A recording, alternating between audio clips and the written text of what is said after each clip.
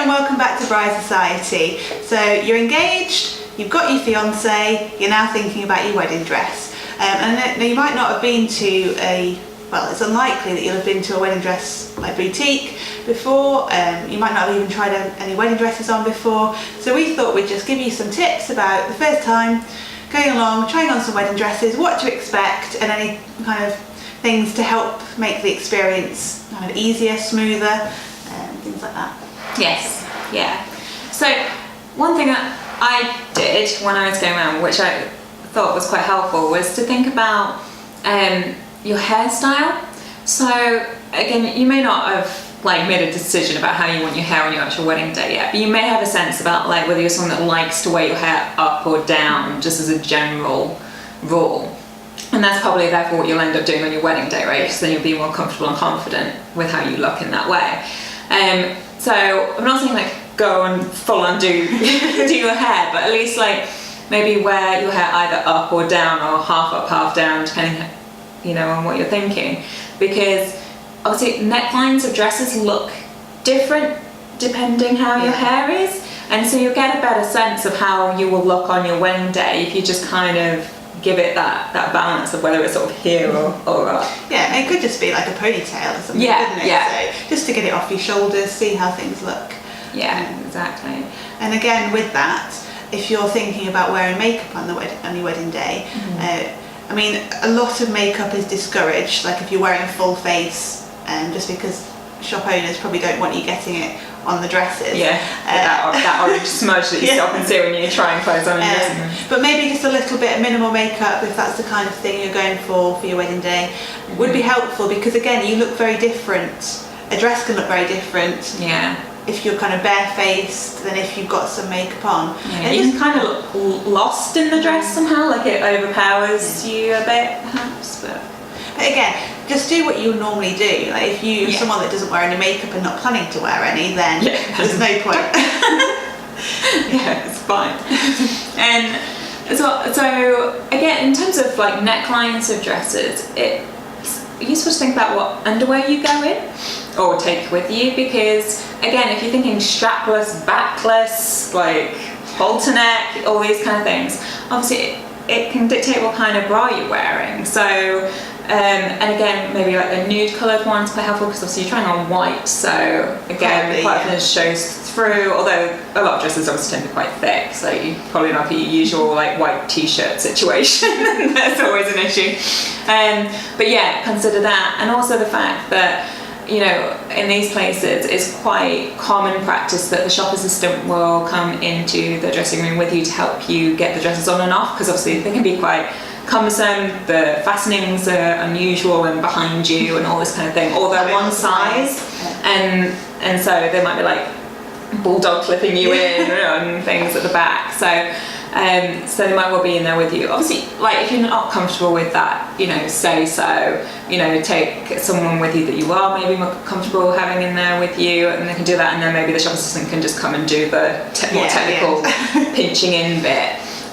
But yeah, just wearing underwear that you may be comfortable that person seeing you in. So maybe not completely see-through, but unless you're good with that. But just thought. So another thing to consider maybe is kind of if you're thinking of wearing heels, or if you want to wear a veil, something like that, might give you a different perspective if you kind of take along some shoes, or a lot of these boutiques will have shoes you can try on there at different heel heights, just to give you an idea of how you might be standing in the dress, how you might walk, length of the dress. because if you're thinking you might have a short dress and things as well. Obviously, kind of your dress will be ordered for you, and if you want extra length and things like that, so it'll be the perfect length for you. But it's just to give you an idea of how you feel in it, if you're wearing heels or not, and if you want a veil as well. You may not have tried a veil on before, and it's surprising how much it can change the look of a dress, I think, as well. So it's worth, you might be totally against a veil, but it might be actually, I think I was anti-veil before I went in. I was like, I'll just try one. Yeah, and then I got a veil. It suddenly went from wearing a dress to feeling bridal when I had it on, I think. So be open-minded in these appointments. Try things you might not think you like. I know I had quite a strong idea, and I think this is a really common thing to go, like, this is the kind of dress I want, and then you try it on and it looks awful, and you actually go with something completely different. So be open-minded, try a variety of styles on, there's no harm in it.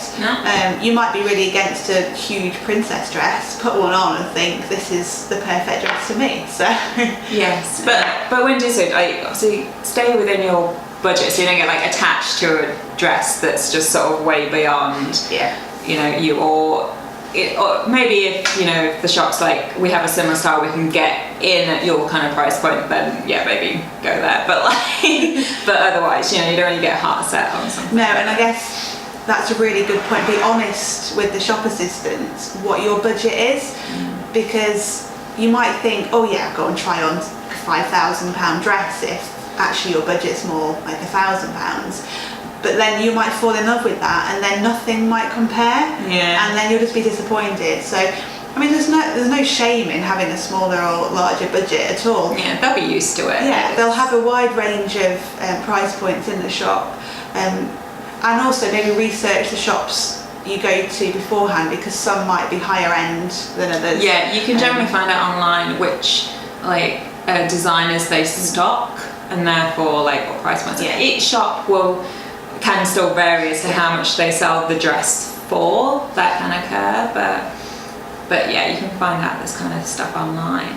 And so I was just going to say on the like shoes veil thing as well, it's like, if you may not have them already, like at this point, and as Laura said, they'll have them in the store for you to try, but if you do have them already, like, do take them so you can check that the ones you have go with what you want to wear, and like, because obviously there's lots of variations and lengths of veil and style of veil.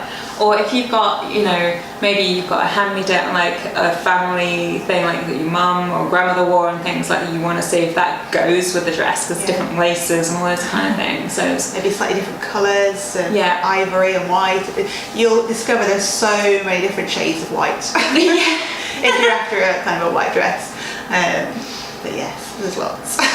Yes. And as well, I think there's something in like how many people you take with you to the appointment, because obviously the more people you take, the more opinions you're potentially dealing with. So it's something that you may want to include a lot of people in this kind of special process and this special like part of your day.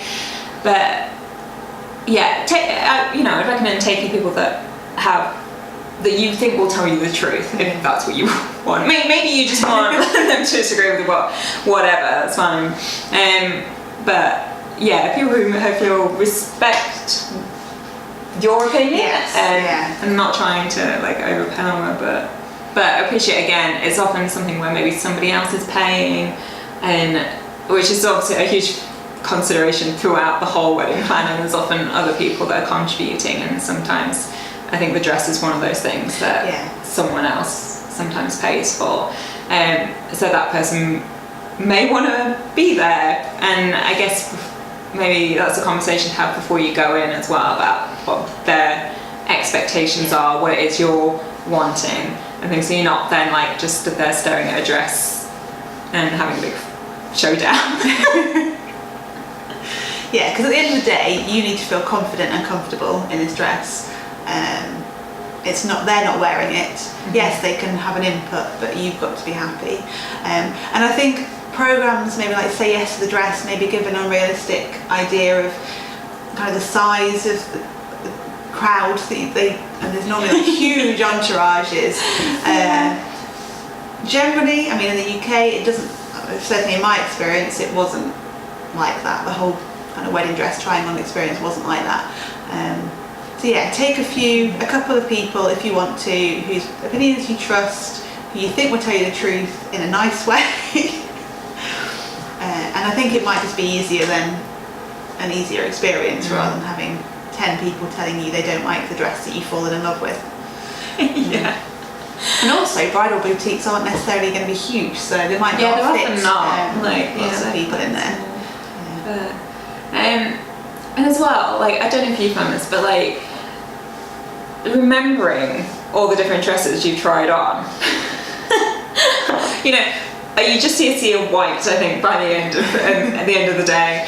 And so try and remember like what you maybe liked about some things, to try and like hone in on what you ultimately want, what you didn't like.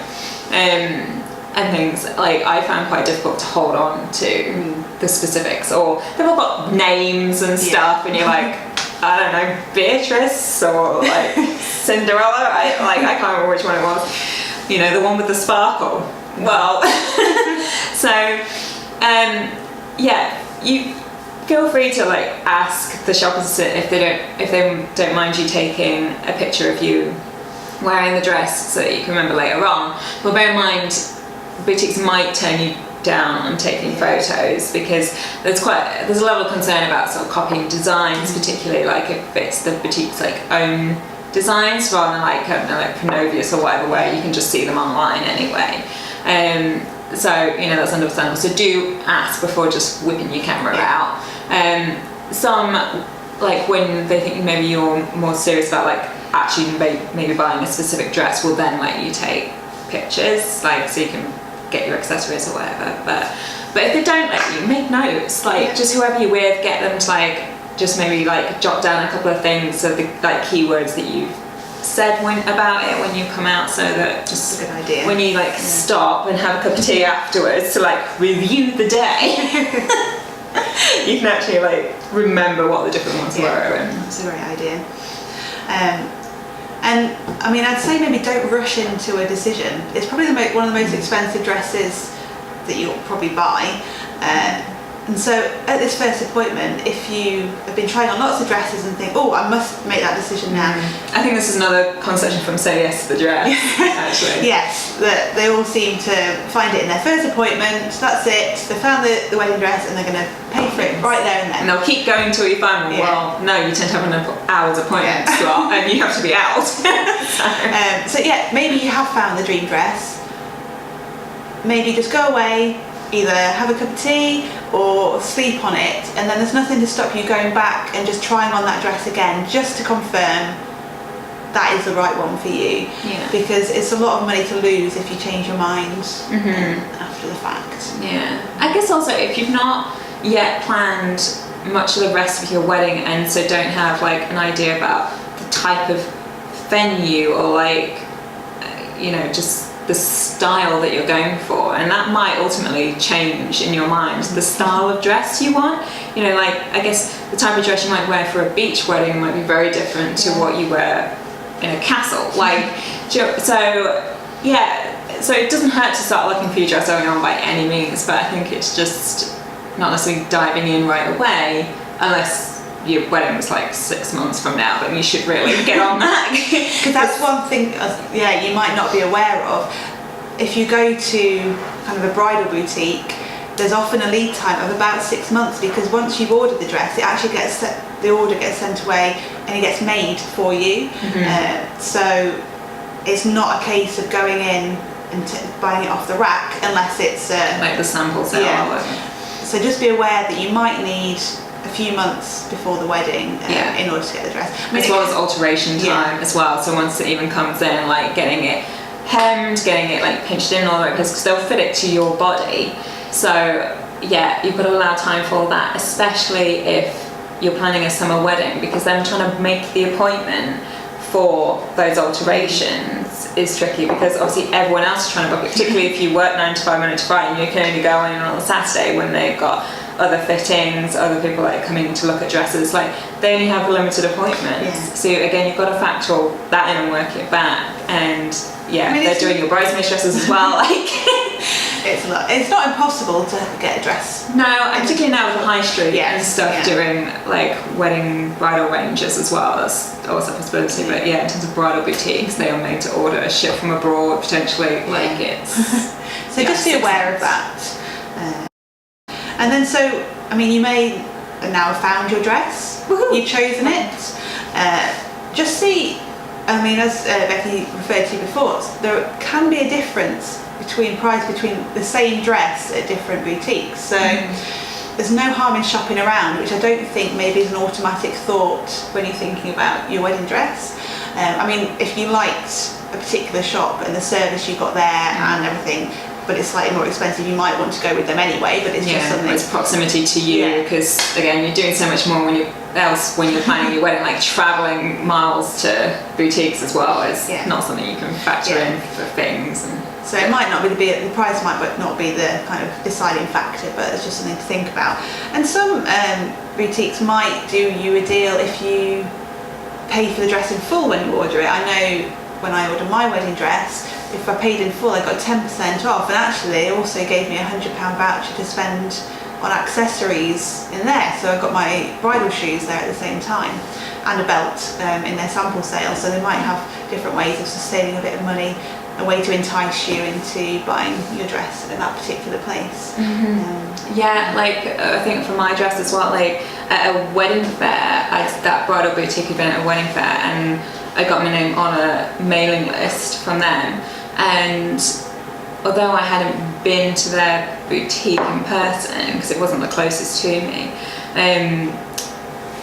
I knew at this point the dress I wanted, and they did stock that designer, and then I got on this mailing list that off that designer for a limited period they were doing 20% off their dresses. So I was like, well, there you go. You know, I rang up my more local shop and said, can you match this? You know, but they weren't prepared to. So so I went there. So there are ways of saving a little bit of money on your dress. Or the accessories. Because they can add quite a bit, depending on what you want. Brilliant. Well, we hope you found this useful. If you've got any more questions about going to try on wedding dresses, or any ideas for any future videos you might want us to do, just let us know in the comments below. Don't forget to subscribe if you're new, and if you liked it, give us a like. And we'll see you next time.